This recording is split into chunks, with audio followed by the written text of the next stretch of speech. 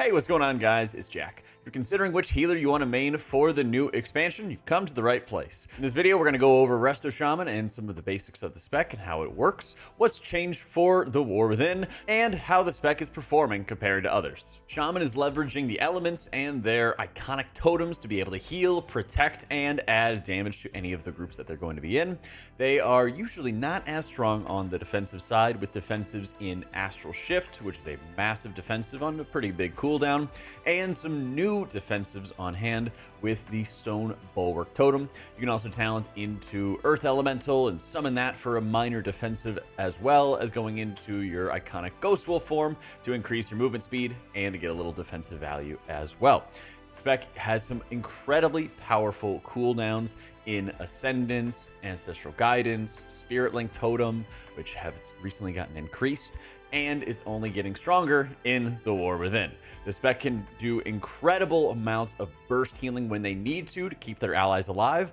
and then when they're outside of cooldowns, of course they'll be less strong, but unlike some other healers in the game, they can do an excellent job of burning excess mana to just blast healing in those emergency moments, especially when it comes to their single target healing. The big thing with Resto Shaman is that they have two real iconic builds, one for Riptide, their healing over time effect that they apply to their allies, which can then trigger bonus healing onto them with a wealth of different talents. They also can play a very chain heal heavy build, making them able to blast lots of equal output to their allies when they need to. And the new Totemic hero talent only is going to improve upon that, allowing your base totems like Healing Stream Totem or Cloudburst Totem to automatically cast chain heals that are full strength and benefiting from your passive buffs that you're getting in your spec tree, and having them cast those things automatically so that you can then focus a little bit more on the spot healing. Resto Shaman has a crazy amount of utility, which people have talked about leading to some button bloat, but thankfully in the War Within, you are really easily able to kind of pick and choose what utility you need based on the dungeon that you're going into, because you're not going to need the Poison Cleansing Totem, which does exactly what it sounds like, Tremor Totem, which dispels fear effects, Earth Grab Totem, Capacitor Totem, all of these cooldowns, on and on and on. You're not going to need every single one of them in every single situation. Resto also features a range kick with the shortest cooldown in the game, Spirit Walker's Grace to help you move and cast for a brief period of time, and a phenomenal amount of crowd control with abilities like Thunderstorm to knock up enemies into the air and stop their casts, Capacitor Totem like we just mentioned, with lots of synergistic abilities to increase the cooldown reduction or have it stun enemies an additional time if you wanted to, allowing them to be excellent pug healers and allowing you to carry groups really when you don't know if kicks are going to go off. You don't know if they're going to be using their stuns, and you can hugely reduce the damage your group is going to be taking, both by shutting down those mobs or by using your really powerful cooldowns to muscle heal through the damage that goes through. The basic fundamentals of Resto Shaman are maintaining Earth Shield on both yourself and your tank, as you have a talent that's allowing you to be able to have 2 Earth Shields out at a time, making sure that you're using all of your Riptides on cooldown. Even if the instant heal is going to overheal, you have a talent called Deluge, which is increasing all of your output onto your allies if they have Riptide onto them. And then if you're playing a, for example, Totemic Resto Shaman chain heal focused build, you'll primarily be using your Healing Stream Totems as damage is going to happen, so that the cleave healing of your chain heals are contributing to output, while the ticking healing of something like Healing Stream Totem is also contributing along the way. You always want to be making sure that your healing rain is down at all times. If you're playing with Totemic, that will be the Surging Totem, which you can then move and replace to make sure that it's going to be in the right position at all times with the ability Totemic Recall. When emergency single target healing is needed, make sure you're leaning on those healing surges, but be careful because it can burn down your mana very quickly. If you see that there's some light or moderate damage going out for single target, you'll want to be using your healing waves as often as you can. With the Totemic hero talents, I've really enjoyed leaning on the Healing Stream Totems to cast the chain heals for me, but there's always moments, especially when you have lots of high tide procs, that you can then cast the chain heals yourself to blast huge healing when you need to. For those who prefer a more Riptide Healing Wave focused playstyle, I think the Farseer hero talents do an excellent job of that, and it also is really noticeable when you have your allies stacked thanks to some of the new talents, especially something like Downpour, where it increases your allies' health and bursts for an additional amount of healing onto all those allies in your healing rain. Some of the big changes for Resto Shaman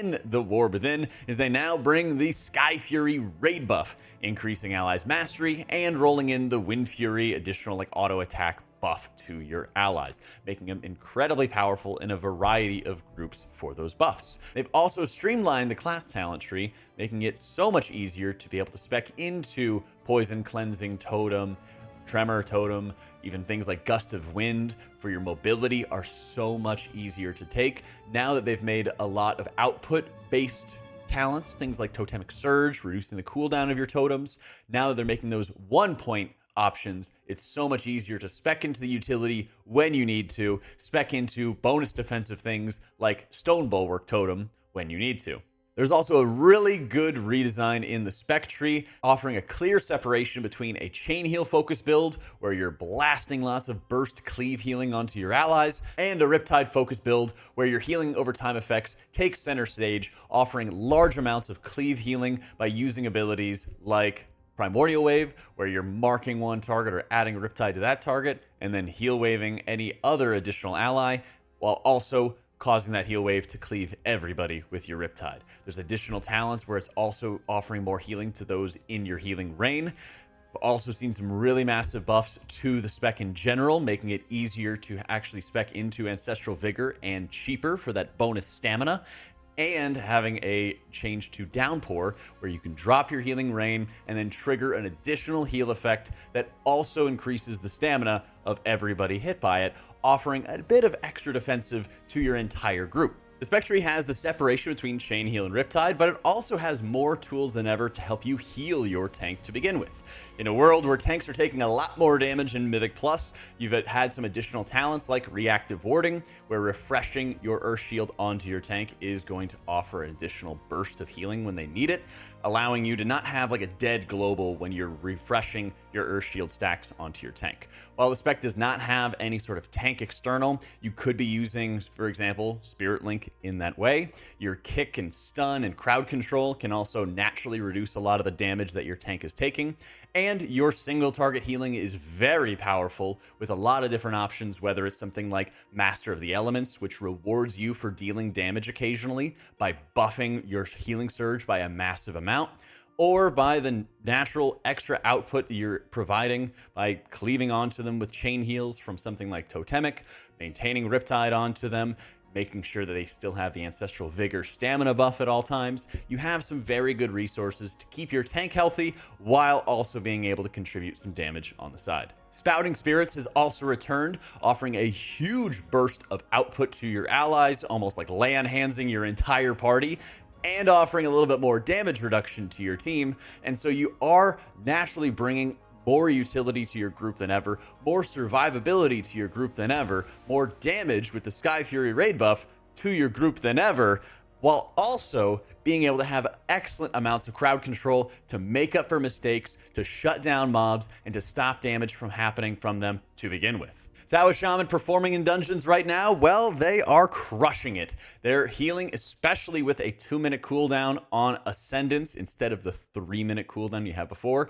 Gives you so much opportunity to blast output when things go wrong and to freely send cooldowns without feeling like you get caught out or you might be wasting it or missing out onto another opportunity as a result. Spouting Spirits, like I mentioned before, is that party-wide lay on hands, and so you can really use it as its own individual cooldown, provided your party is stacked. But even if they're not, if you're isolating 3 or 4 members and having all of them in that Spirit Link Totem, well, then you just have to spam Surge onto that other person who might be taking large amounts of damage. And it makes it so much easier when you have the larger totems and wider fields that the Totemic tree has to offer. The Farseer spec is not bad either. I think it's a bit more focused on raids, where I think Shaman is also going to be hugely successful. The benefit of having the increased healing from your Spirit Link Totem with Spouting Spirits, the additional damage reduction that you can offer, are things that really bring me back to like Battle for Azeroth Shaman, where the spec was enormously good, especially